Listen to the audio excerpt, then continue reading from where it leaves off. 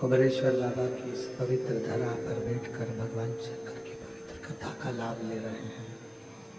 शिव महापुराण की कथा को श्रवण कर रहे हैं।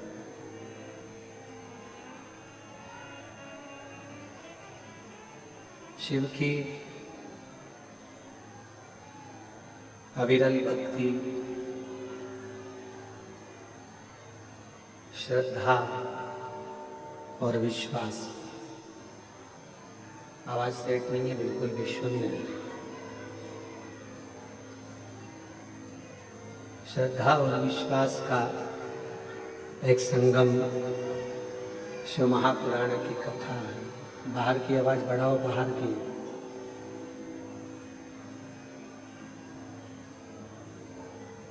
और ये शिव की ही उदारता है, भगवान शंकर की ही कृपा है, शिव की ही करुणा है, जो ये पवित्र पावन शिव महापुराण की कथा। डिले कम कर दो, क्लियर कर दो और थोड़ा सही करो उसको।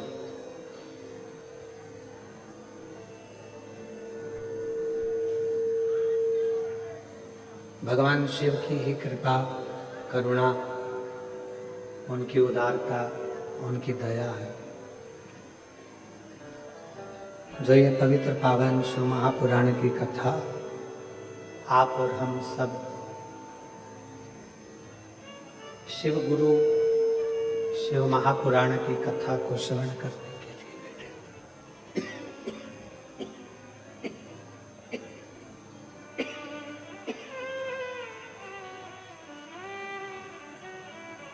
शिव गुरु शिव महापुराण की कथा को ग्रहण करने के लिए, उसको श्रवण करने के लिए बैठे हैं।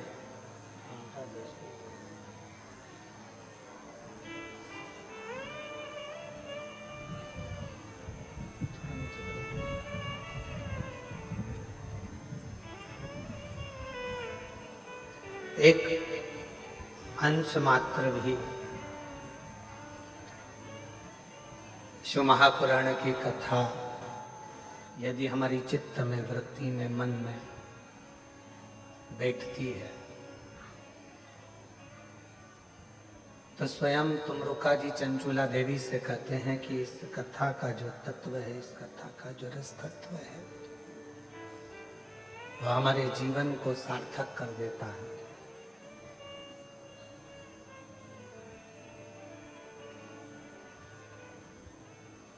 एक स्त्री के लिए,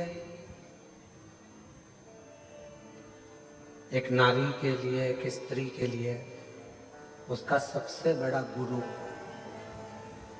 उसका पति होता है।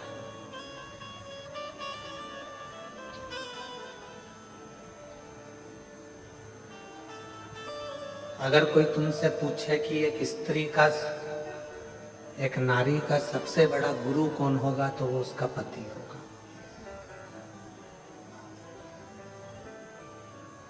क्यों? क्योंकि वो उसकी रक्षा भी करता है, समय समय पर उसको उपदेश भी देता है, समय समय पर समझाने का कार्य भी करता है।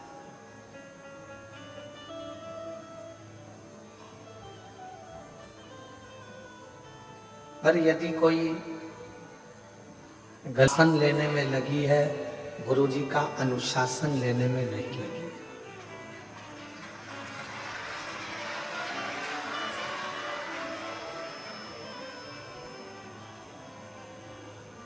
आज के जमाने में यह सोचा जाता है कि गुरु का आसन कब खाली हो, गुरुजी ऊपर जाएं और हम आसन पर बैठ जाएं।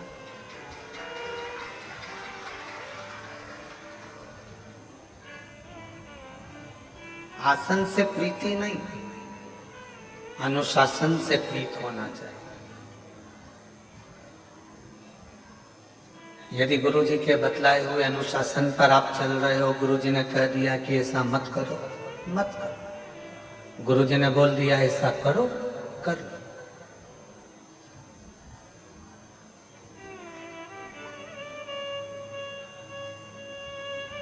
गुरु जी ने मार्ग बता दिया, उस मार्ग पर चल।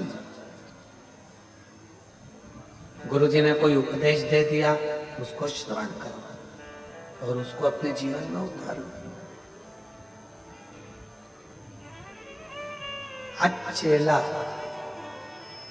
गुरु के अनुशासन पर नहीं चलता। आज चेला गुरु जी के अनुशासन पर नहीं, आज शिष्य गुरु के अनुशासन पर नहीं।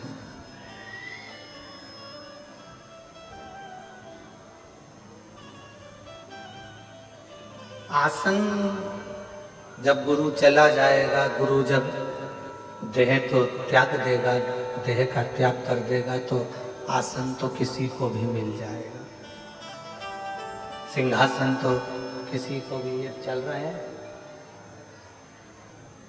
सिंहासन तो किसी को भी मिल जाएगा। और चोंगे जैसी आवाज आ रही है, थोड़ा सेट तो करो उसको।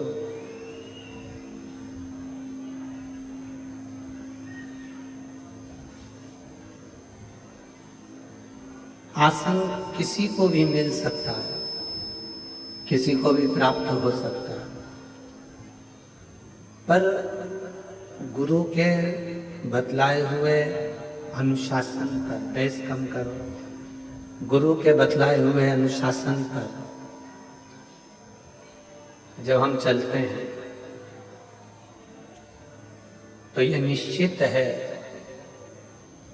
केवल गुरु का आसन ही नहीं, कहीं ना कहीं भगवान सद्गुरु की कृपा हो जाती है और ऐसा सिंहासन मिल जाता है कि फिर आसन की कोई कामना ही नहीं।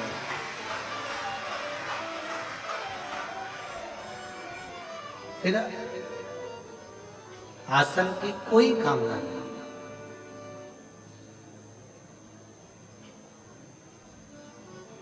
और फिर निवेदन करेंगे, शिव महापुराण की कथा कहती है कि पार्वती जी को भगवान शंकर ने एक गुरु बनकर अमरनाथ की गुफा में बैठकर ज्ञान उपदेश दिया। मां सती को शिव जी ने जब कुंभज बाबा के यहाँ से कथा श्रवण कर आ रहे थे, तो कथा सुनकर आते समय बीच में रुककर ज्ञान उपदेश दिया है। एक श्रेष्ठ पति का सबसे बड़ा लक्षण ही यह है कि उसको कभी ना कभी एक समय ऐसा लेना चाहिए जिसमें वो अपना गुरु पद निभा सके।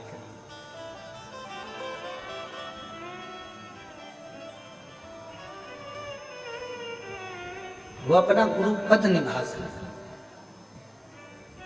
और यहां तक कहेंगे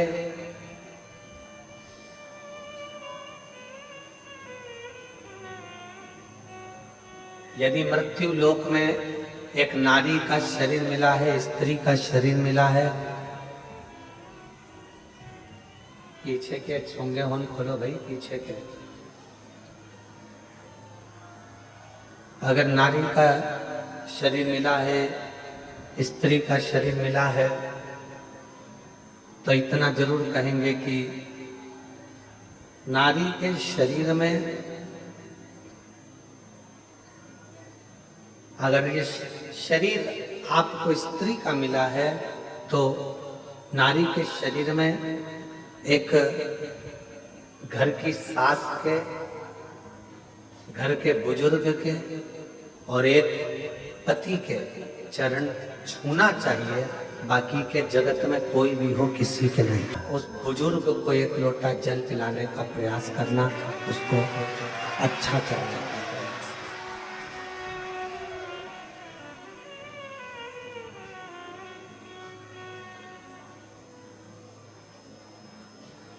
आज के जमाने में सबसे बड़ी परेशानी एक ही है कि लोग जगत के गुरुओं के पास तो जाते हैं, पर घर में बैठे हुए माता पिता रूपी गुरु का सम्मान नहीं कर पाते। और माता गर्भ में भी जो ज्ञान दे, गर्भ से निकलने के बाद भी जो ज्ञान उपदेश दे, उलझनों से निकालते निकालते तुम्हें अपनी मंजिल तक पहुंचा दे, वो जगत की एक माँ होती है। एक माँ, एक पिता उलझनों से निकालता हुआ तुम्हें सतमार्ग पर लेकर चला जाता है।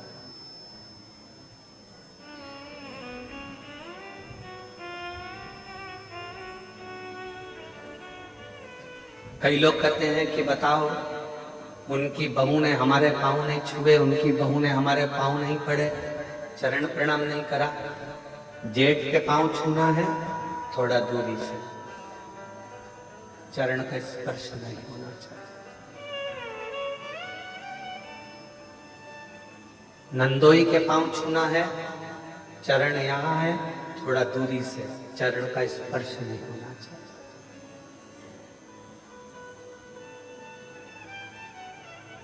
इस कार्य में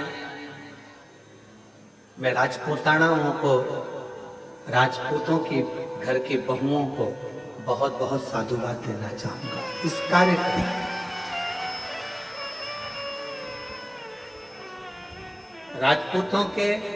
राजपूतानाओं के घर की जो बहुएं होती हैं, राजपूतों के घर की जो बहुएं बेटियां होती हैं, सिर पे पल्लू लेकर अगर किसी के चरण भी छूना है तो अपने पल्लू का एक सिरा लेकर जमीन को रखकर जमीन को ही वो प्रणाम करते हुए उनको नमन कर लेती हैं, खम्मा घनी कर लेती हैं।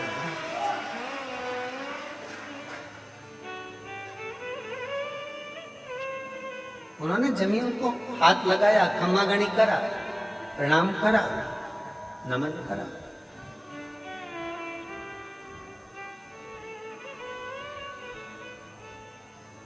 ये हमको संस्कार प्राप्त होते हैं।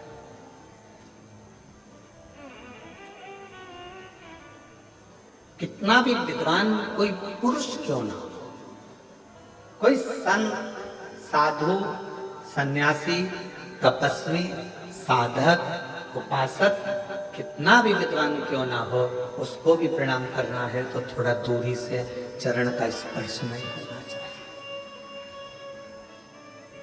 एक पति, दूसरा परमेश्वर, उसका चरण का स्पर्श तुम कर सकते। चरणों को छुओ, पर किसके?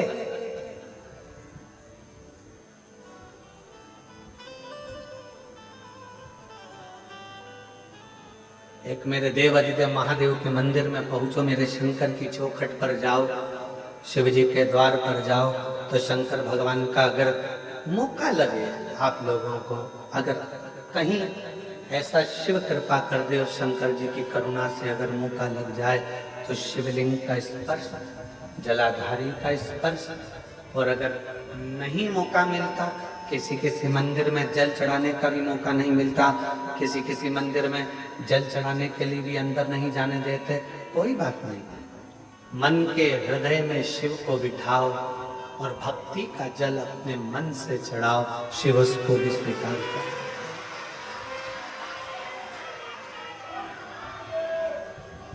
भक्ति का जल हृदय से शिव स्वीकार करते, और यदि भक्ति नहीं है तो फिर वो तुम्हारा जल चढ़ाना व्यर्थ। और कितना सुंदर शिव महापुराण की कथा कहती है कि नियत, नीति और नियम, ये तीन चीजें हैं। एक है तुम्हारी नियत, चरण छूंगी, मैं अपने घर के बुजुर्ग का, घर के बड़ों का रोज चरण छूंगी। कोई एक नियम, पक्षी को दाना देने से लेकर चींटी को थोड़ा सा अन्न का भाग देना, पक्षी को दाना देना, मछली को दाना देना, गौ माता को रोटी देना, कुत्ता की रोटी निकालना, या अपने दरवाजे पर आए हुए अतिथि का सत्कार करना।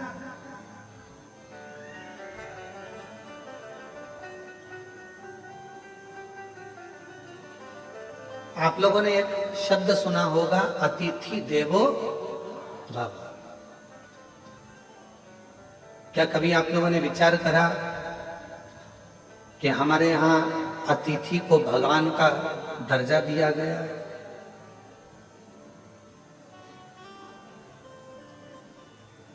क्यों दिया गया? लिंग पुराण की एक कथा आती है और लिंग पुराण की कथा में कहा गया कि अतिथि देवो भव। एक सुदर्शन नाम के मुनि हुए, ग्रस्त थे।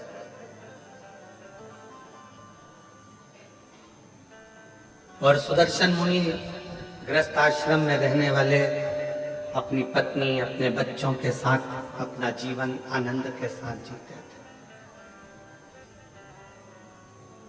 आप जितने बैठे हो, जितने भी यहाँ पर पुरुष बैठे हुए हैं, जितने भी पुरुष टीवी पर कथा सुन रहे हैं, मोबाइल पर सुन रहे हैं, या इस कथा के पंडाल में बैठकर कथा सुन रहे हैं, जितने भी कथा सुन रहे हैं, तुम भी एक मुनि हो। तुम भी कोई साधारण व्यक्ति नहीं हो। घर में रहने वाला भी एक संत होता है, घर में रहने वाला भी एक मुनि होता है, घर में रहने वाला भी एक ऋषि होता है। ग्रस्त थे। लिंग पुराण की कथा कहती है कि वो ऐसे मुनि थे, अपने बच्चों के लिए कार्य करते थे, परिवार को संभालते थे, पत्नी के लिए भरण पोषण के लिए कुछ थोड़ा बहुत मेहनत करते थे, और खाने पीने की व्यवस्था कर कर बच्चों की अच्छी परवरिश करना, एजुकेशन कराना, उनका ध्यान रखना, घर में बुजुर्ग हैं उन माता पिता के लिए औषधि की व्यवस्था करना, साथ में भगवान शंकर की भक्ति करना, भगवान शिव का स्मरण। अब एक दिन सुदर्शन मुनि की धर्म पत्नी ने सुदर्शन मुनि से कहा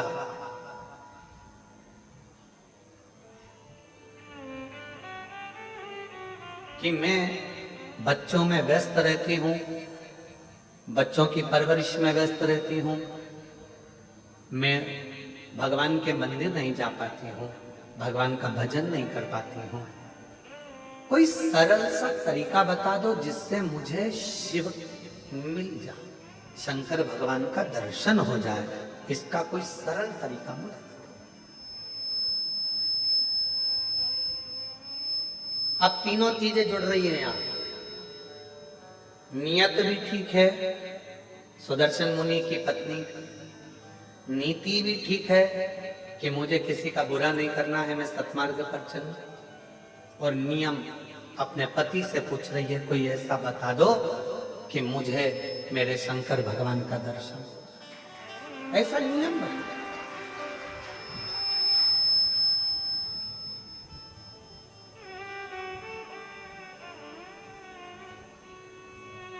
कोई ऐसा उपाय हो आपके पास में जिससे शंकर भगवान का मुझे दर्शन हो, वो उपाय बता। सुदर्शन मुनि ने कहा कि तुझे बच्चों से फुर्सत नहीं मिलती, दिन रात तू व्यस्त रहती है, भोजन बनाती है, माता पिता को खिलाती है, परिवार में रहती है, बच्चों की परवरिश करती है, थक जाती है, तुझे मैं क्या उपाय बताऊं? पर पत्नी ने जिद पकड़ ली, कोई ऐसा उपाय बताओ मुझे कि मुझे शिव मिले। तब सुदर्शन मुनि ने कहा कि एक काम करो, कोई भी अतिथि अपने घर में आए, उसकी सेवा दिल से कर दे। भोजन मांगे भोजन दीजिए, पानी मांगे पानी दीजिए, उसकी पूरी व्यवस्था करना। एक ना एक दिन तुम्हें शिव का दर्शन जरूर होगा, शंकर जरूर होगा।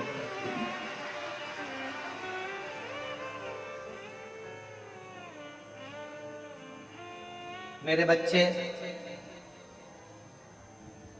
परिवार, बुजुर्ग, पति, ये सब भी तो घर के अंतर्गत हैं। अब इनके लिए तो कहा अगर घर में अतिथि आया हुआ है, मेहमान आया हुआ है, अतिथि का यदि तुम सत्कार कर रही हो, सम्मान कर रही हो, तो उसमें सब कुछ समाये, सब कुछ। माता पिता भी उसमें समाहित हैं, बच्चे भी उसमें समाहित हैं, सर्वस्वता उसमें समाहित है। आप सेवा करो, ठीक है। अब सुदर्शन मुनि की पत्नी ने ऐसा नियम बना दिया।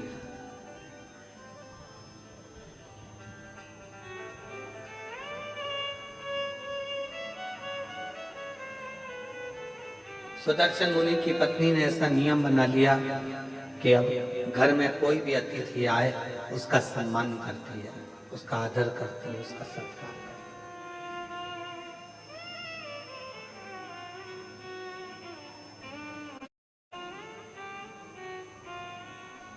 और समय निकलता गया, निकलता गया, निकलता गया। आज शंकर भगवान ने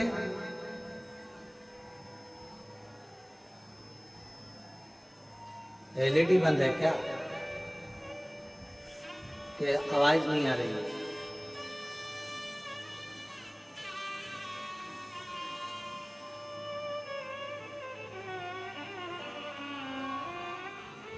शंकर भगवान ने परीक्षा ली।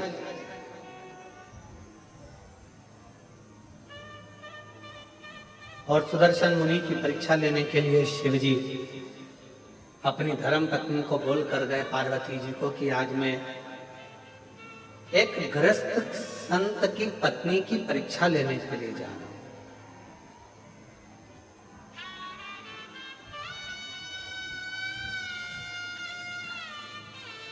एक जन को भेजिए ना, थोड़ा सा मालूम कर ले।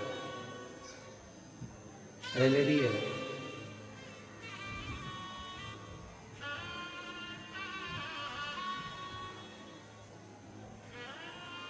आज मैं जाकर एक गृहस्थ मुनि की, एक गृहस्थ संत की पत्नी की परीक्षा लेकर आया। और भगवान शंकर जाने लगे तो पार्वती जी ने उनको रोका। आप जा तो रहे हो, बहुत भोले हो, मैं जानती हूं कि तुम जाओगे और अगर उसने तुम्हारी सेवा करी, परीक्षा में तो पास हो गई, तो तुम कुछ ऐसा वैसा देकर मत जाना।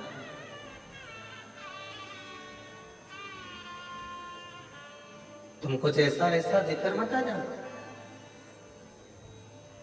तुम जा तो रहे हो, मना नहीं है, पर थोड़ी सावधानी रखना। जिस पत्नी का पति बहुत भोला होता है ना, पत्नी अगर मायके भी लेकर जाती है तो साथ लेकर जाती है, शादी में भी जाती है तो साथ जाती है। जिस पत्नी का पति बहुत भोला होता है तो पत्नी को उससे भय लगा रहता है कि ये कहीं कुछ बोल ना दे, ये कुछ कहीं दे ना दे, ये कुछ प्रदान ना कर दे, ये कुछ ऐसा ना कर दे। उसके सोचना पड़ता है, उसे बहुत सोचना, बहुत।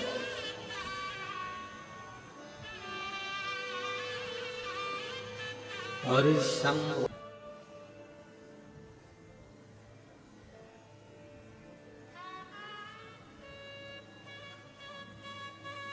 एक तरफ ये कह देना कि मोह में मत पड़ो, माया में मत पड़ो, प्रपंच में मत पड़ो, संसार के बंधनों से दूर रहो। दूसरी तरफ अपने मोबाइल पर देखते रहना कि अपनी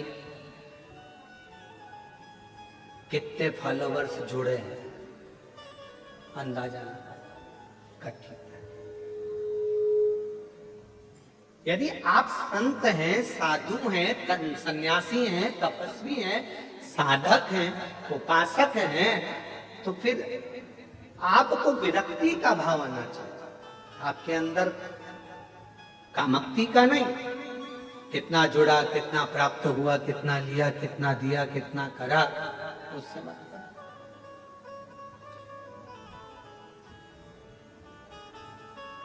और आप सबको बड़ी प्रसन्नता होती होगी देखकर कि कुबेरेश्वर धाम पर आने वाले सभी भक्तों ने पहले पूर्व में देखा होगा, छोटी सी जगह थी, छोटी सी जगह से उसको धीरे धीरे बड़ा करते करते करते करते धर्मशाला, हॉस्पिटल, अब धीरे से बच्चों के लिए, उनकी निःशुल्क शिक्षा के लिए, उनकी पढ़ाई के लिए गुरुकुल की तैयारी भी चालू हो गई है। गौशाला के बाद में पास में नंदीशाला की जो गाय के बछड़े होते हैं, बैल, उनको लोग काटने के लिए भेज देते हैं, तो उन बैलों की रक्षा के लिए नंदीशाला की व्यवस्था हो।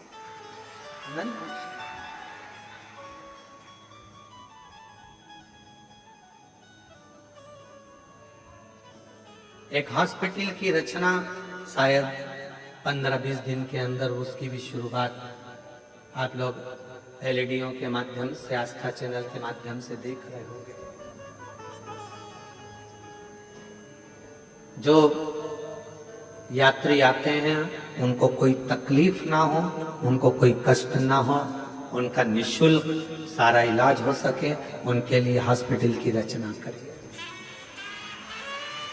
भोजनशाला आप देखते होंगे निरंतर रोज, अभी तो आप लोग लाखों की संख्या में आए हो तो बड़ा भोजनशाला चल रही, नहीं तो निरंतर 35 से 40 हजार यात्री शिव भक्त रोज सुबह 10 बजे से लेकर शाम को 4 बजे तक भोजन ग्रहण करते हैं लगातार। फिर शाम को बाबा की आरती होकर खिचड़ी प्रसाद ग्रहण करते।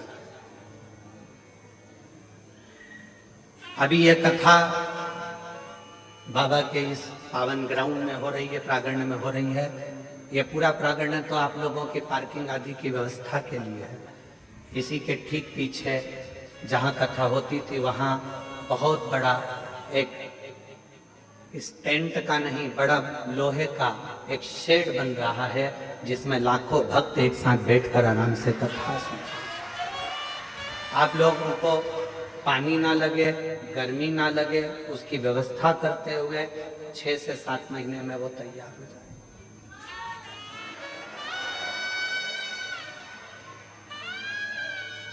होम्योपैथिक औषधि केंद्र, आयुर्वेदिक औषधि केंद्र और सारी व्यवस्था कुबेरेश्वर धाम पर आप लोगों को निःशुल्क मिल सके, उसकी पूरी तैयारी यहाँ करी जाती है। पूर्ण व्यवस्था। लड़की की शादी हो, सूचना दो सीहोर, हमारी बेटी की शादी करना है, 25 लोग लड़के वाले, 25 लोग लड़की वाले आए। समिति की तरफ से उसके कन्यादान की व्यवस्था, उसके भोजन की व्यवस्था, उनके विवाह की व्यवस्था, उनके स्टेज प्रोग्राम की व्यवस्था, वरमाला की व्यवस्था, सब समिति कर आपको विदा करे। वो भी निःशुल्क। 365 दिन का 365 दिन विवाह, 365 दिन का 365 दिन चिकित्सा, 365 दिन का 365 दिन शिक्षा, 365 दिन से 365 दिन भोजन व्यवस्था और 365 दिन से 365 दिन आपकी सुविधा के लिए निःशुल्क सब व्यवस्था कुबेरेश्वर बाबा के धाम पर होती रहे। ये मूल है। आपको प्रसन्नता हो कि आपका दिया हुआ दान 365 दिन गौ माता की व्यवस्था, 365 दिन नंदी बाबा की व्यवस्था। तुम्हें प्रसन्नता होना चाहिए कि तुम्हारा जो दिया गया दान है वो कहाँ लग रहा है, किस जगह पर लग रहा है, किस स्थान पर लग रहा है।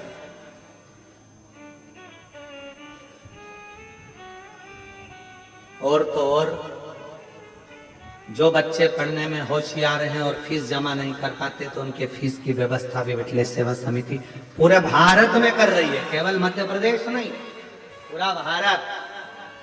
कोई भी प्रदेश होता है, सूचना मिलती है, उसकी व्यवस्था करी जाए।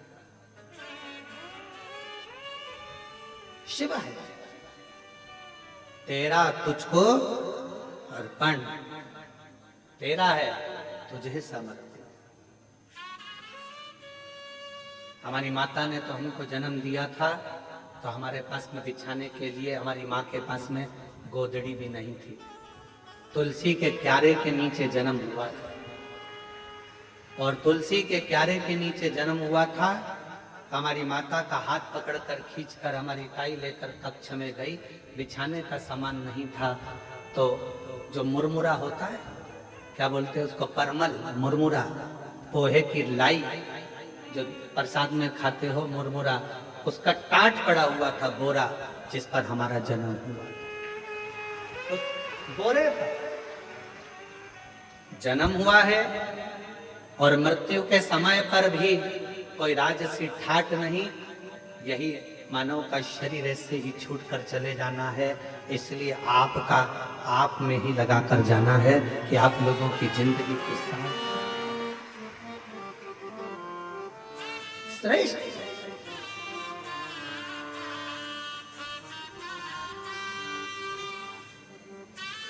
चलाने को विठले सेवा समिति तो रेलवे स्टेशन से कुबेरेश्वर धाम तक बसें भी निःशुल्क चला देते, पर गरीब ऑटो वालों का पेट कैसे भराएगा, उनका भोजन कैसे रह पाएगा, उसका ध्यान, उनका भरण पोषण कैसे हो। स्टेशन पर ट्रेन आए, जब यहाँ से गाड़ियां भेज दी जाए, बसें भेज दिया जाए, चालू हो जाए, परंतु उनका पेट कैसे भरा, 2 रोटी उनको भी मिले, उसका स्मरण रखा।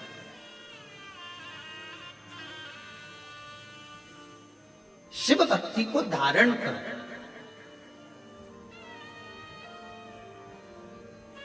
नियत अच्छी रखना, नीति अच्छी रखना और नियम अच्छे रखना।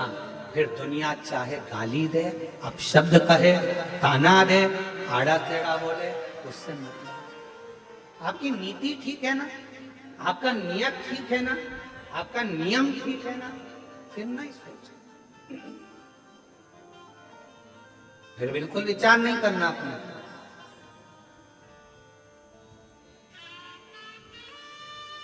हमारे सीहोर के कई हॉस्पिटल हैं जिसमें वेंटिलेटर तक नहीं है, और कुबेरेश्वर धाम का जो हॉस्पिटल बना है उसमें ढेरों सारे वेंटिलेटर तक लगाए गए हैं, जिससे किसी को दिक्कत ना हो, किसी को तकलीफ, किसी को कष्ट ना हो।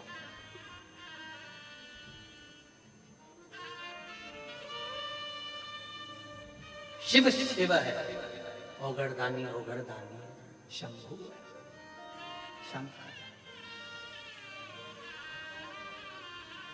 और कितनी बड़ी कृपा मेरे कुबेर भंडारी की होगी कि एक रसीद कट्टे की एक बुक लेकर आज तक समिति का कोई कार्यकर्ता ना कभी सीहोर गया और ना किसी के गांव गया कि तुम दान देना। समिति के कार्यकर्ता केवल कुबेरेश्वर धाम पर आने वालों को और शिव पुराण में आने वाले भक्तों के लिए छूट रहती है। जिसका मन हो दे, ना मन हो कोई बात नहीं, भजन करो, स्मरण करो। सीहोर में कोई नहीं कह सकता कि पंडित प्रदीप मिश्रा के आश्रम से कोई आया और किसी ने एक कटोरी आटा मंगा, चावल मंगा, दाल मंगी या धन मंगा, कोई नहीं। हम तो बाबा के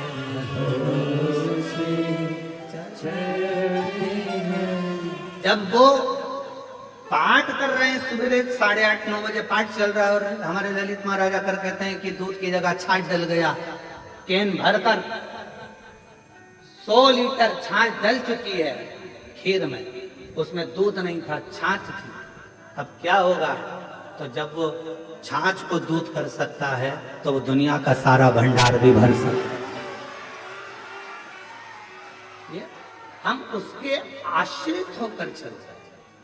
कल का जब प्रसंग देखा, वहां जाकर जब केवल बाबा का भाव देखा तो आंख से जल बह रहा था कि तू कितनी करुणा करता, कितनी कृपा।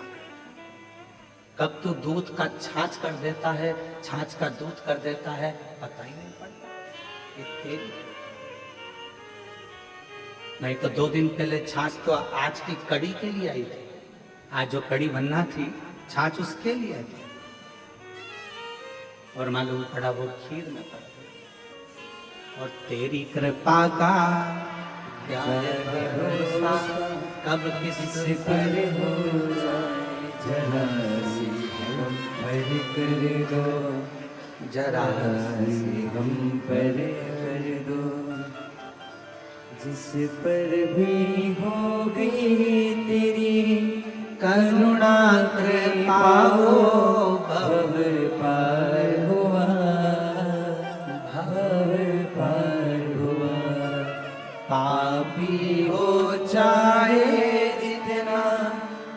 उसका भी बाबा उधार हुआ, उधार हुआ।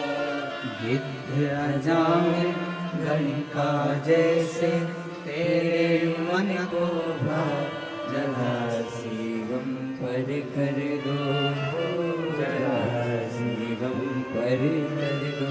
तेरी कृपा का क्या है भरोसा, अब किस पर हो जाए, जरा सी हम पर कर दो, हो जरा सी हम पर कर दो। अपनी नीति सही रखना, अपनी नीयत सही रखना और अपना नियम सही रखना, फिर दुनिया कुछ भी कहे, आग लगे बस्ती में, अपन रहो मस्ती में। अगर नीति सही है, नियम सही है और नियत सही है तो परमात्मा भी साथ देता है, फिर परमात्मा भी साथ देता है। सुदर्शन मुनि की धर्म पत्नी ने कहा कि मैं आराध्य, मुझे नियम तो नियम भेजा, अतिथि देवो, अतिथि का सत शु मिलेगा इसमें, क्यों नहीं? आप कोई भी एक नियम तो पकड़ो, शंकर भगवान को मिलने में देरी नहीं लगे। आप पकड़ो एक नियम, ठीक है, अतिथि सत्कार का नियम पकड़ा, और अतिथि सत्कार का नियम जो पकड़ा, ऐसे नियम में डूब गई कि शंकर भगवान परीक्षा लेने चले तो पार्वती जी ने कहा कि तुम भोले हो, दे मत आना कुछ।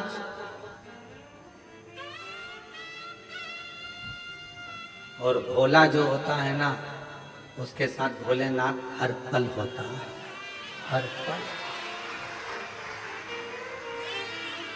कुछ दे मत आना, ठीक है, अब मुझे जाने तो दे।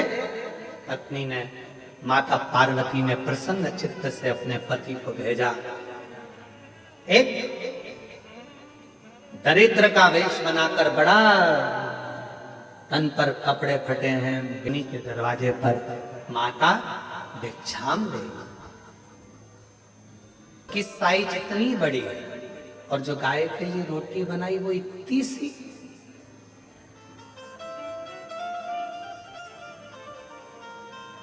होना तो ये चाहिए, मैं 2 पांव से चलता हूं, गाय 4 पांव से चलती है, मेरा शरीर छोटा है, गाय का शरीर बड़ा है, तो मेरी रोटी से बड़ी तो गाय की रोटी होना चाहिए।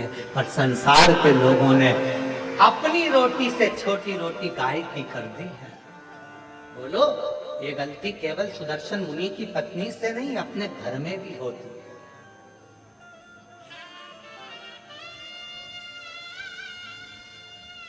छोटी सी रोटी बना के डाल दी, गाय की है।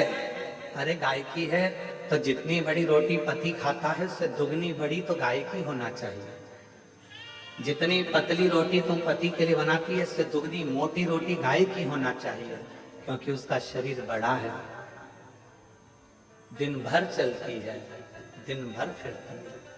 सुदर्शन मुनि के दरवाजे पर मेरे विश्वनाथ, मेरे शंभु भिक्षुक का रूप रखकर खूब ठाका लगाकर हंस दिए। पत्नी ने पूछा कि तुम मेरे घर भोजन करने आए और मुझे देखकर हंस रहे।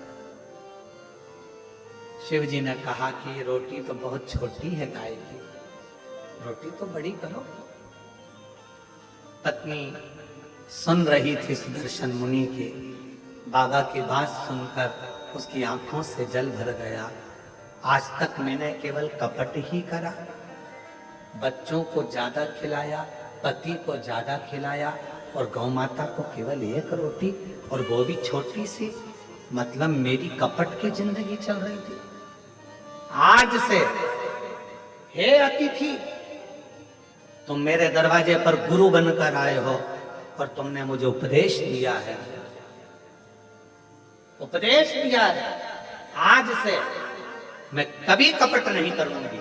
जैसा मेरा पति पावे वैसा अतिथि पावे, जैसे बच्चे पावे वैसे परमात्मा पावे, जैसे मेरे घर के पावे वैसे गौ माता पावे। एक उपदेश मेरे शंकर भगवान ने दे, इसलिए प्रथम गुरु है शिव आदि गुरु है शिव, आदि योगी है शिव। उपदेश दिया। अब दूसरा उपदेश का समय था। भोजन की थाली लगकर तैयार हुई अतिथि के लिए। इतनी देर में दरवाजे पर पति आ गया। दरवाजा की कुंडी बजाई। सुदर्शन मुनि,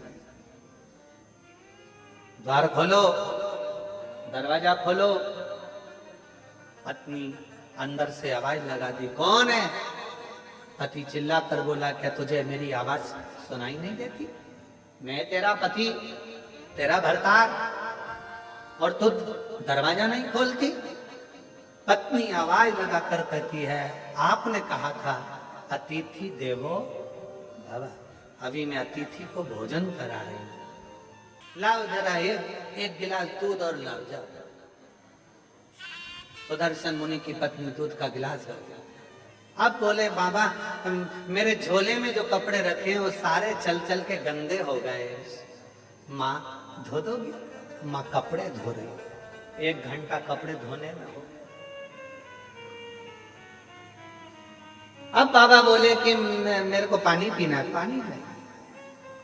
फिर थोड़ी देर बाद बोले, खाना ज्यादा हो गया, मेरा मन कर रहा है 1-2 घंटा आराम करूं। बाबा सो गया। फिर थोड़ी देर बाद बोले, अब मेरा मन हो रहा है जाने का। इसको तो खुशी नहीं हुई, पर दरवाजे के बाहर जो बैठा था सुदर्शन मुनि, उसको प्रसन्नता हुई। अब दरवाजा खुलेगा। जिस गुरु ने उपदेश दिया था वही डिप्रेशन में पड़ा था, टेंशन। अब द्वार खुलेगा। तैयार हो गए, झोली टांग ली, सब कुछ हो गया, चलने की तैयारी थी। इतने में सुदर्शन मुनि की पत्नी से बाबा बोले, मेरे कपड़े लेकर आ जाओ। कपड़े लेकर आई तो सुदर्शन मुनि के पत्नी ने कपड़े दिए।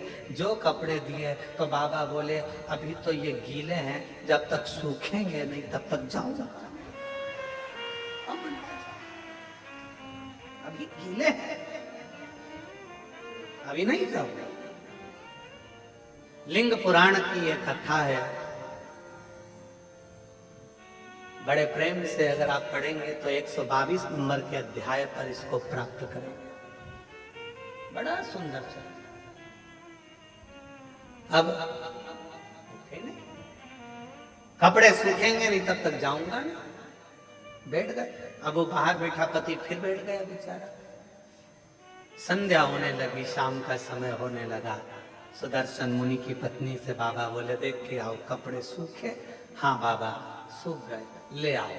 लाए, झोले में भरे, जाने लगे। अब कहने लगे, माँ मन कर रहा है अब रात को कहाँ जाऊंगा, रात को कहाँ जाऊंगा? ये गांव तो मेरा परिचित भी नहीं है। जिस गांव के अंदर मैं जाऊं कोई मेरा पहचान वाला भी नहीं है, मैं कहाँ जाऊंगा? सुदर्शन मुनि की पत्नी ने कहा, जो आपकी आज्ञा हो, जैसा आपका मन करे वैसा आप करें। तो कहा, मैं पर पुरुष तुम पर नारी, एक कक्ष में रहना उत्तम नहीं है। मेरा मन है या तो मैं बाहर चले जाऊं या तुम चली जाओ। तो कहा, बाबा आप अतिथि, एकादशी पर ये दोष मत कर लेना, प्रदोष के दिन ये गलती मत कर लेना, शिवरात्रि पे ये गलती मत कर लेना, सावन का महीना चालू हो रहा है, शंकर जी को ये मत चढ़ा देना, शंकर जी को वो मत चढ़ा देना, शंकर जी की पूजन ऐसे कर लेना, वैसे कर लेना। लोग डराएंगे, धमकाएंगे। सावन भी तुम्हारा है, शिव भी तुम्हारा है, तुम्हारे दिल में आए वैसी पूजन करना। छूट है, तुम्हारे दिल में आए वैसे शंकर को भजो, तुम्हारा मन करे वैसे शिव को रिझाओ, तुम्हारा दिल करे वैसे शंकर की आराधना करो। कोई कहे ये मत चढ़ाओ पाप लगेगा, कोई के वो मत चढ़ाओ पाप लगेगा। उसने कहा, पाप कहाँ होता है वो बताओ पहले। कहा, नरक चले जाओगे। तो कहा, तू देख कर आया क्या? हमारे पड़ोसी गए, अभी तक नहीं आए, बताया ही नहीं कि नरक है कि स्वर्ग है। जो जाता है वो बताता नहीं है कि मैं स्वर्ग में हूं कि नरक में हूं। इसलिए ये सब मेरे को मना सिखाओ। मेरा शंकर मेरा है, अड़भंगा मेरा है, शिव मेरा है। जल चढ़ाऊंगी तो भी मुझे स्वीकारेगा, नहीं चढ़ाऊंगी तो भी स्वीकारेगा, क्योंकि मेरा बाप है, शंकर है, शिव है, उसमें भ्रम नहीं, मुझे भ्रमता नहीं।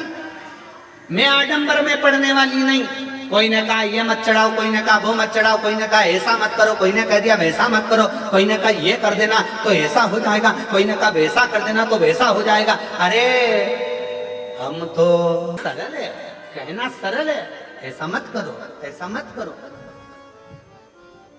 कठिन है, बहुत कठिन।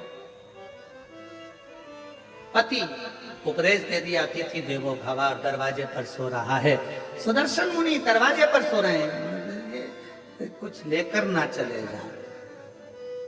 दूसरे दिन सुबह धर्म पत्नी के नेत्र खुले, पति के चरणों को प्रणाम करा, दरवाजा बजाया, अतिथि देवो महादेवो, अतिथि देवो महादेवो, दरवाजा बजाया।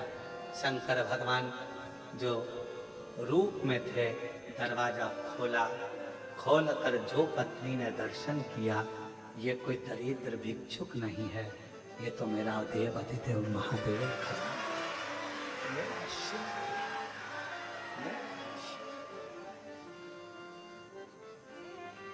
क्या देखा? अंदर झांक कर पत्नी ने देखा, पूरा दरवाजा सोने से लगा हुआ था। जिस कक्ष में रात्रि में शिव रुके थे, वो पूरा कक्ष हीरे और पन्नों से भरा हुआ था, अंबारियों से लदा पड़ा। पति को जगाने के लिए पत्नी गई, इतनी देर में मेरा देव अधिदेव महादेव चला गया, शंकर गया।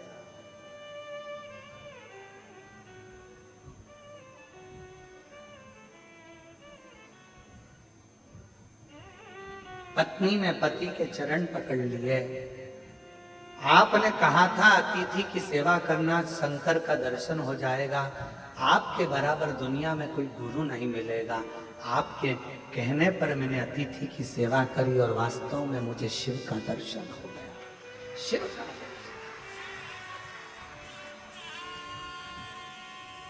मुझे शंकर भगवान का दर्शन हो गया। ये कृपा नहीं तो क्या है? क्या है? मैं नहीं जानती थी कि वाणी पर भरोसा करा हुआ, शिव पर करा हुआ विश्वास एक ना एक दिन सुख प्रदान करता। वो भवा अतिथि का सम्मान अगर दिल से करा जाए तो वो शिव का ही एक अंश माना जाए। यहाँ पर काशी वाले चतुर्वेदी जी आ जाए। कहाँ?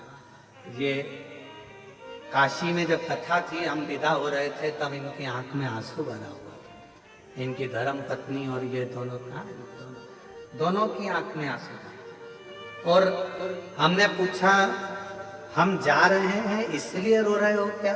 तो कहा नहीं, हम इसलिए नहीं रो रहे। तो हमने पूछा फिर रो क्यों रहे हो? कहा इतने सारे शिव भक्त काशी में आए, हो सकता है उनके भोजन की व्यवस्था में कुछ कमी रह गई हो तो आंख में आंसू भर हो सकता।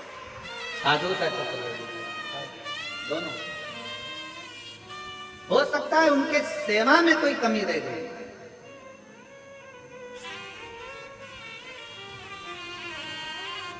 उनकी सेवा में कोई कमी हो।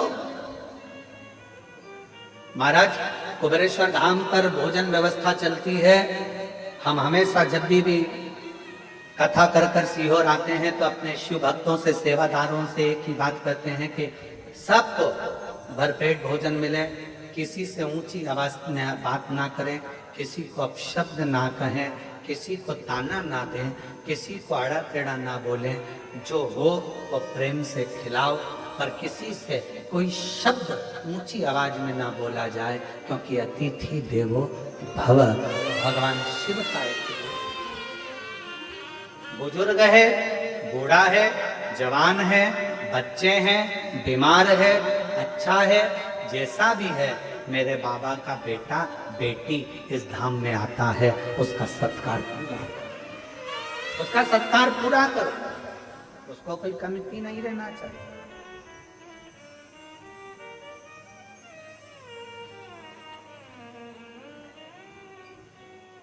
उसको कोई कमती नहीं रहना चाहिए। ये आपके लिए नहीं आए हैं, ये मेरे देव अधिदेव महादेव के लिए आए हैं, मेरे शंकर के लिए। और जिसके लिए आए हैं उनके प्रति तुम्हारा कर्तव्य बनता है कि आप उनको भरपेट भोजन करो। और आपका भी कर्तव्य है, जितने शिव भक्त कुबेरेश्वर धाम पर आते हैं उनसे भी हमारा निवेदन है कि आपका भी एक कर्तव्य है, एक गंदगी मत होने देना। दूसरा, यहाँ आने के बाद में ऊंची आवाज में बात ना करते हुए प्रेम से बोलने का प्रयास करना। तीसरा, भोजन करो तो झूठा मत छोड़ना। चौथा, अपनी थाली अपनी प्लेट स्वयं मांजो, साफ करो और बाबा के भरोसे शिव नाम का जाप करो। यह अपना नियत, नीति और नियम, ये तीन हमारे जीवन में श्रेष्ठता प्रदान करते हैं। अगर आपकी नियत सही है तो आपको दुनिया में कोई पीछे नहीं हटा सकता, आप बढ़ते चले जाओ। आपका नीति सही है, आप जगत कल्याण की बात करते। एक आपका विश्वास और दूसरा, जिस तरह मजबूत हैं तो कितनी भी लंबी रास्ता हो वो तुम्हारे कदमों में होगा और तुम मंजिल तक पहुंच कर ही।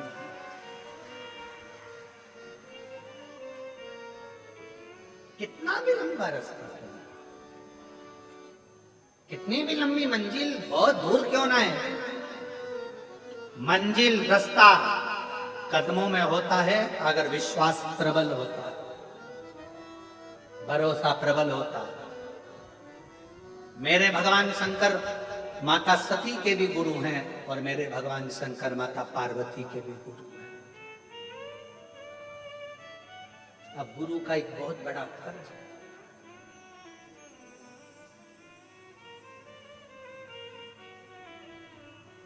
जितने चेलों को गुरु मंत्र मिलता है, जितने चेलों को गुरु गुरु मंत्र देता है, अगर वो चेला कोई गलत काम करता है तो सबसे ज्यादा चेले को कम गुरु को भोगना पड़ता है। किसको भोगना पड़ता है? क्योंकि उसने मंत्र दिया है, उसने जन्म दिया है दूसरा। इसलिए गुरु दीक्षा देने वाला गुरु अपने शिष्य को पहले परखता है। क्यों साहब, कितने साल कथा सुनी, कहाँ कहाँ सुनी, किस किस पंडाल में सुनी, सेवा करी, कथा सुनने के लिए गए थे? हाँ, हम बैठे थे पंडाल में, कथा सुनी। मैं 4 साल से टीवी पर सुन रही हूँ। गुरु देख लेता है, ये जो शंकर की भजन, ये मेरे से गुरु मंत्र लेने नहीं, शिव का मंत्र लेने के लिए आई है, शिव का मंत्र लेने के लिए आया है। अगर इसने कथा में दिल लगा लिया, इसने पूरा भरोसा यदि शंकर पर कर लिया, तो इसने अगर गुरु मंत्र ले लिया तो एक दिन ये शंकर के चरणों में जरूर पहुंचेगा। सती ने भी शिव को गुरु माना है और पार्वती जी ने भी शिव को गुरु माना। अब इनके विकार, इनके भीतर जो विकार उत्पन्न हो जाए, मालूम पड़े इनके भीतर थोड़ा क्रोध आ जाए, इनके भीतर थोड़ी अहंता आ जाए, इनके भीतर थोड़ी अभिमत्ता, कितना माता सती के मन में आ गया था ना, मैं दक्ष प्रजापति की बेटी सती,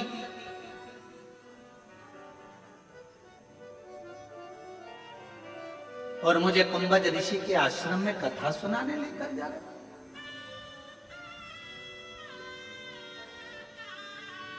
विवाह के बाद तो लोगों को कहां जाना चाहिए और लोग कहां जा रहे हैं? आप कहां लेकर जा रहे हो मेरे को? कितना सुंदर कहा है,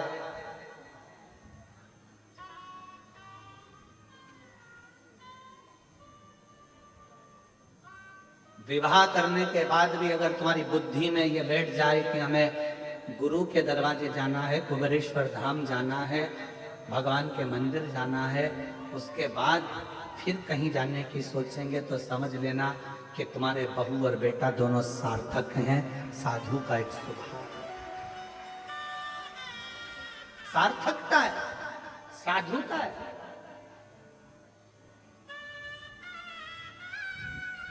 जैसे कहाँ जा रहे हैं, कहाँ हम उज्जैन जा रहे हैं, कहाँ जा रहे हैं, हम ओमकारेश्वर जा रहे हैं। अच्छा, मतलब मध्य प्रदेश आने वाले हो? हाँ। और तुम्हारे मन में आ गया, अरे भैया मैंने सुना है मध्य प्रदेश में सीहोर जिला है, सीहोर जिले में सीहोर के पास में 11 किलोमीटर दूर पर रेलवे स्टेशन से 11 किलोमीटर दूरी पर कुबेरेश्वर बाबा का धाम है, जहाँ का कंकर शंकर के रूप में पूजाता है। मेरा मन है मैं थोड़ी देर वहां भी दर्शन कर जाऊं। ये तुम्हारे भीतर की आनंद का, ये तुम्हारे भीतर की एक श्रेष्ठता है कि तुम्हारे अंदर ये उत्साह उत्पन्न हो रहा है कि मैं कुबेरेश्वर धाम जाऊं, कंकर शंकर की भूमि पर जाऊं, शिव धाम जाऊं। और यहां मिलना कुछ नहीं। आप सोचो कि कई लोग कहते हैं हम वृंदावन जा रहे हैं, वृंदावन में बिहारी जी के भी दर्शन होंगे, रंगनाथ जी के भी दर्शन होंगे, यहाँ भी होंगे, वहां भी होंगे, बाबा का गोवर्धननाथ जी बाबा की परिक्रमा भी होगी, यमुना जी का स्नान भी होगा। कोई कहे हम अवध जा रहे हैं, वहां पर मां सरयू जी का दर्शन होगा, स्नान होगा, पूजन होगा, राम जी का दर्शन होगा, कनक बिहारी जी का दर्शन होगा, ये होगा। कोई कहे हम काशी जा रहे हैं, वहां पर विश्वनाथ जी का दर्शन होगा, काल भैरव का दर्शन होगा, महामृत्युंजय भगवान का दर्शन होगा, नर्मदेश्वर भगवान का दर्शन होगा, ओंकार बाबा का दर्शन होगा। सबके मन में भाव, पर अलग से अगर आपके मन में यह भाव उत्पन्न हो रहा है कि हमें कुबेरेश्वर धाम जाना है, तो वहां आसपास में कुछ भी नहीं मिलेगा, मिलेगा तो केवल रोड से भी दूर ये बस्तियां जो तुम आप देखते हो ना, होटलें बनी है, दुकानें बनी है, या दुकानें या कुछ भी नहीं था, कुछ भी नहीं।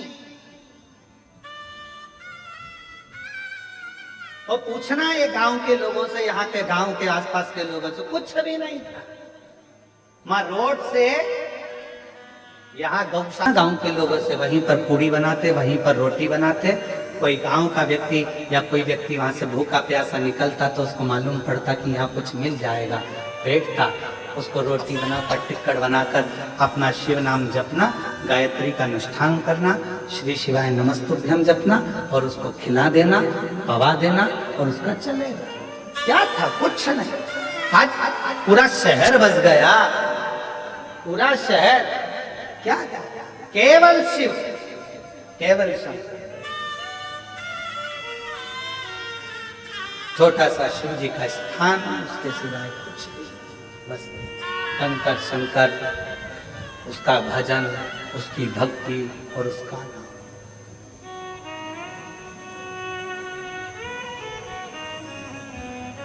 कई लोग कहते हैं गुरुजी आपने वृंदावन नहीं चुना, कल हमारे चतुर्वेदी कह रहे थे कि वृंदावन नहीं चुना, अयोध्या नहीं चुना, उज्जैन नहीं चुना, आपको ये जगह चुनी जहां पर बिल्कुल एकांत अलग साइड में। हमने कहा हम नहीं चुनते, उसने हमको सीहोर के लिए चुना तो जगह भी तो वही चुनेगा। चुनने वाला वो है, सब बनाने वाला वो है, करने वाला वो है। आप और हमको केवल एक निमित्त मात्र है, केवल निमित्त। शरीर मिलाए, अच्छा कर्म करिए, शरीर चला जाएगा।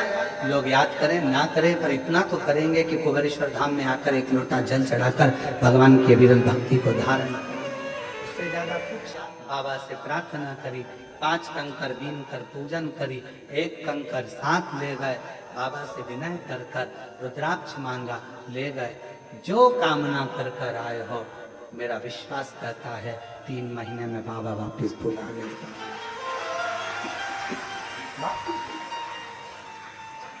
इन जजमानों में कई जजमान ऐसे बैठे हैं जो हर साल जजमान बन पाए, प्रति वर्ष यहाँ पर भी बनते हैं, 12 ज्योतिर्लिंग में भी बनते हैं। बड़ी कृपा शिव करता, बनते रहते। आए दिन समिति को रोकना पड़ता है इन लोगों को। वो एक माता बैठी है महाराष्ट्र वाली, तो ये इनको अब की बार समिति ने मना किया, नहीं अभी हमारे जजमान बहुत सारे हो गए, तुम्हारे हर बार बन जाती है, हर बार आएंगी और तुरंत करेंगे अगला नाम लिख के रखो, अगला नाम लिख के रखो। एक वो बैठे होंगे मुंबई वाले, कहाँ है बैठे, गए कि हैं? हाँ ये बैठे, ये हर साल नाम लिखा कर चले जाते, अगला फिर लिख दो हमारा, फिर लिख दो हमारा, फिर लिख दो। ये ऐसे कई, ये अम्बाला बीटा वाले बैठे हुए हैं, कई लोग बैठे हैं, ढेर, फिर लिखवा देंगे, फिर लिखवा देंगे। समिति को मना करना पड़ता है, नहीं नहीं अभी रुको, अगली कथा में बनना, अभी दूसरे को मौका मिलने दो, फिर अगले को मिलने दो। क्या देता है बाबा? सियोर वाला महाराज कुछ नहीं देता, कुछ भी नहीं, केवल एक ही काम करता है सियोर वाला महाराज, तो कहता है कि सारी समस्या का हल, एक लोटा जल और श्री शिवाय नमस्ते। मन करे तो जपो, दिल करे तो भजो, और अगर किसी के कहने में आ जाओ और तुम जल पीना भी बंद कर दो तो तुम्हारा मन, बेलपत्र खाना भी बंद कर दो तो तुम्हारा मन, मंदिर जाना भी बंद कर दो तो तुम्हारा मन, और कथा सुनना भी बंद कर दो तो तुम्हारा मन, हम तो ये शिव नाम लेने के लिए जन्मे हैं और उसका नाम लेते लेते ही परमात्मा की शरणागति प्राप्त करें। यही भजो तो ठीक, ना भजो तो ठीक, तुम्हारा मन करे कि हाँ मैंने शिव पुराण सुनी है, मेरा दिल करता है मंदिर जाना चाहिए तो जाऊंगा। फिर किसी ने कह दिया ऐसा मत करो, ऐसा करने से पाप लगेगा, हम निपट लेंगे, ऊपर जा, कितना पाप लगेगा देखेंगे।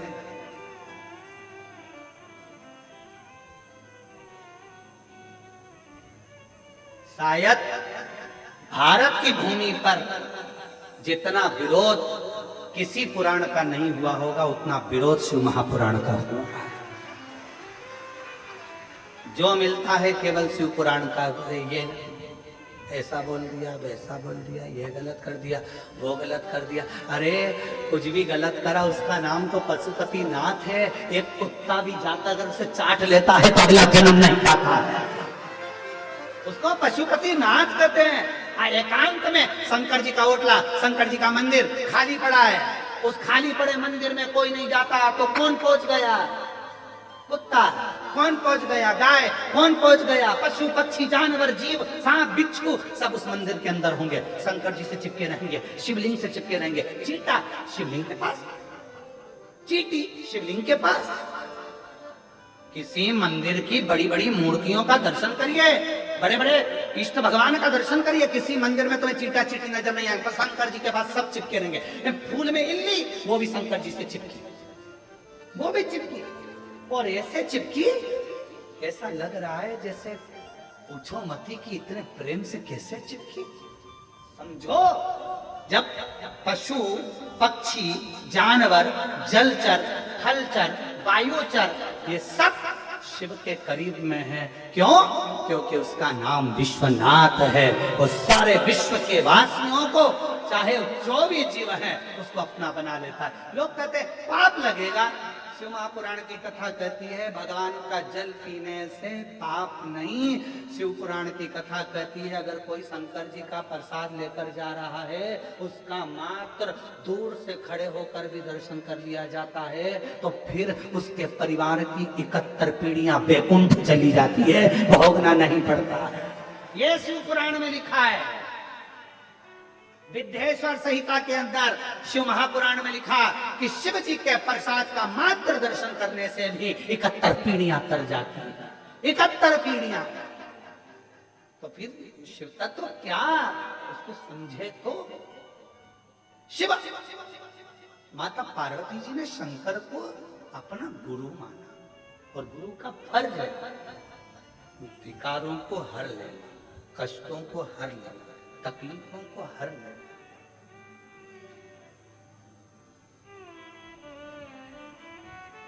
एक कथा आती है,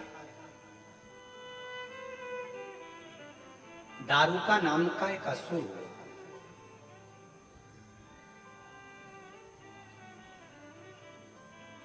आज कथा में भजन नहीं हुआ, भजन नहीं हुआ। थोड़ी देर से लेते हैं, अब कथा चालू हुई है तो थोड़ा विचार बोलो, सही है कि गलत है। इसलिए लेने से पहले देखना पड़ता है एक्सपायर डेट।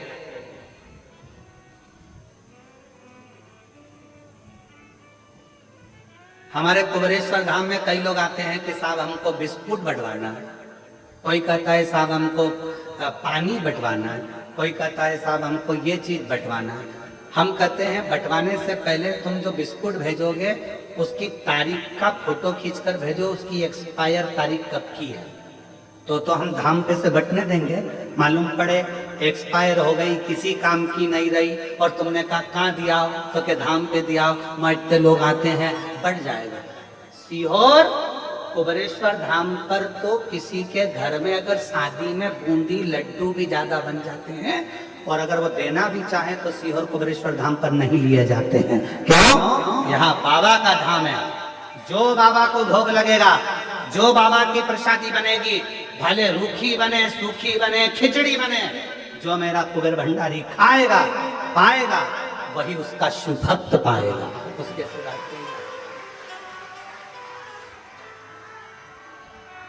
कुबेर भंडारी जो पाएगा वो पाएगा। तो हमारे यहाँ पहले एक्सपायर तारीख देखी जाती है। लाओ जरा बिस्कुट का पुड़ा लाओ, देखो इसमें तारीख क्या लिखी है। हमारे यहाँ विनय छोटे भाई वो पूरी एक्सपायर पहले देखे, लाओ जरा बिस्कुट लाओ, फिर एक्सपायर की तारीख निकालेगा।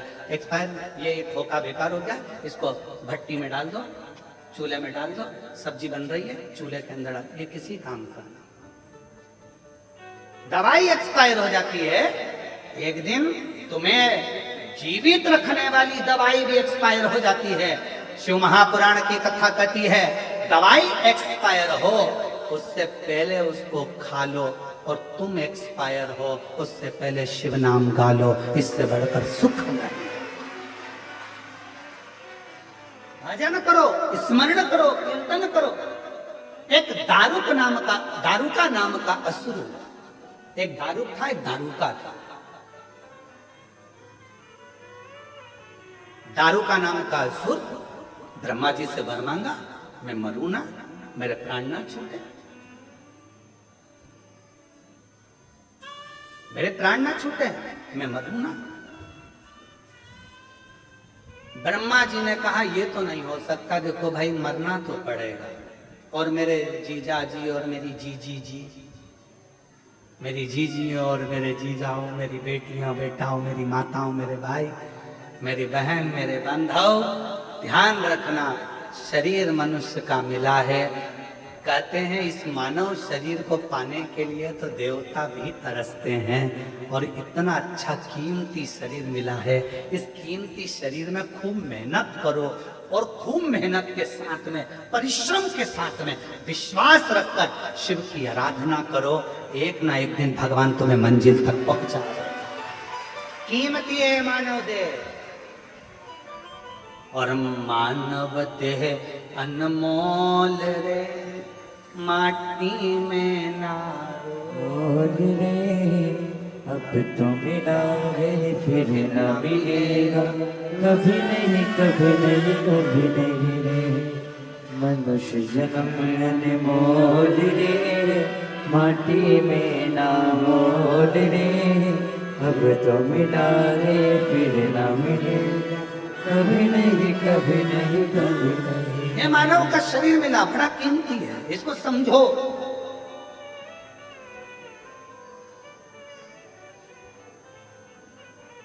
मैंने मानव शरीर तुझे हीरा दिया, तू यूं ही गंवाए तो मैं क्या करूं। प्रभु का नाम मैंने तुझे कीमत वाला दिया, तू ना गाए तो मैं क्या कर सकता, क्या कर सकता। मिलाए शरीर, करो भजन। दारू का नाम का एक असुर हो गया। दारू का नाम का असुर इतना प्रबल था, इतना प्रबल था, ब्रह्मा जी से वर मांगा कि मैं मरूं ना। ब्रह्मा जी ने कहा मरना तो पड़ेगा तेरे को, निश्चित है, कुछ और मांग ले। उसने कहा तो फिर मुझे वर दे दो कि मैं मरूं तो पुरुष से नहीं मरूं, स्त्री से मरूं, एक स्त्री से। अच्छा, असुरों में भी ज्ञान नहीं होता था, ऐसी बात मांगते स्त्री से मरूं, अब उसको कौन समझाएगा। पुरुष से ज्यादा भारी पड़ती है, कौन समझाए। ये जब अपनी वाली पे आ जाए जुड़ब मान के, बोल तो रही जरा।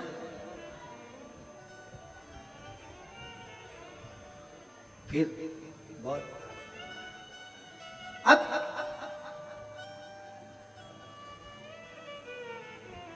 दारू का कह रहा है कि मैं स्त्री से मरूंगा।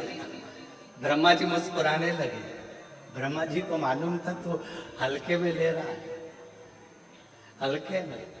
एक माता जानकी जी, माता जानकी जी, एक माँ जानकी जी लंका में गई। रावण आता था, सीता जी एक घास का तिनका, मात्र एक तिनका माता जानकी जी तोड़कर उस घास के तिनके को माँ जानकी अपने हाथ में ले लेती थी, एक तिनका। और रावण कहता था, ए सीता, जानकी जी से कहता, तिनके को देखती रहती है, मुझे तो देख। रावण का समझ नहीं पाया कि इस घास के तिनके में ऐसा क्या था। रावण को कौन समझाए ये वो घास का तिनका सीता जी हाथ में क्यों लेती है, क्योंकि जब जानकी जी विवाह कर कर आई थी, कौशल्या मैया ने कहा था घर की बहू मीठा भात बना, खीर बना। जानकी जी ने खीर बनाई, ससुर जी के सामने परोसी। सीता जी उधर गई, खिड़की में से हवा चली, एक तिनका खीर में चला गया। सीता जी ने जो देखा, खीर में तिनका पड़ा है। ससुर जी खाएंगे, दशरथ जी कहेंगे कि बहू ने कचरे की खीर दे दी, क्या करूं। खिड़की में से सीता जी ने पल्लू लिया और उस खीर में देखा। जैसे ही खीर में देखना चालू करा, खीर में जो तिनका पड़ा था घास का, वो वहीं पर जल के भस्म हो गया। दशरथ जी ने देख लिया, सीता जी ने खीर में पड़े हुए तिनके को जलाकर भस्म कर दिया। मात्र देखने से दशरथ जी ने, बहू की मुंह दिखाई का समय था, बेटी को क्या दूं, तूने मुझे मीठी खीर खिलाई है। बेटा, ससुर का फर्ज है, पहली बार अगर खीर खावे, मीठा भात खावे तो कुछ देना चाहिए। मैं तुझे कुछ नहीं दूंगा, तुझसे लूंगा। पिताजी बोलो, क्या चाहिए। सीता, वचन चाहिए। क्या वचन। जैसा तूने आज इस तिनके को देखा, ऐसा घूर कर किसी को मत देखना, किसी को मत। जब जब रावण आता था, सीता जी तिनका ले लेती थी, इसी के चक्कर में बचा। नहीं तो अभी तक तो निपटा देती तेरे को। 1 मिनट नहीं लगता, बस घूर के देखती और तू निपट जाता। आज भी मेरी जीजियों में वो बल है। जब बेटियां कहती है ना कि उसने मेरे को घूर कर देखा, अगर जीजियों में इतना दमदारी है, एक बार अगर घूर कर देख ले तो किसके बाप में दम नहीं है कि तुम्हें कोई घूर कर देख ले। बस कोई घूर कर देखा और तूने दमदारी से आंखें नीचे। नहीं तो वीर शिवाजी महाराज की माँ जीजाबाई को देखा है, अहिल्याबाई को देखा है, झांसी की रानी को देखा है। अभी थोड़ी देर में मुझे देख लेगा तो वो बेचारा, नहीं जीजी में तो आपसे कुछ ही नहीं किया।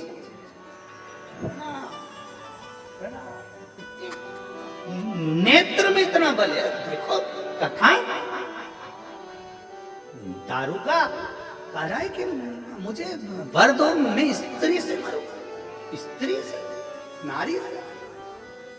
ओहो, ब्रह्मा जी मुस्कुराने लगे, तू हल्के में ले रहा, मैं स्त्री के हाथ में।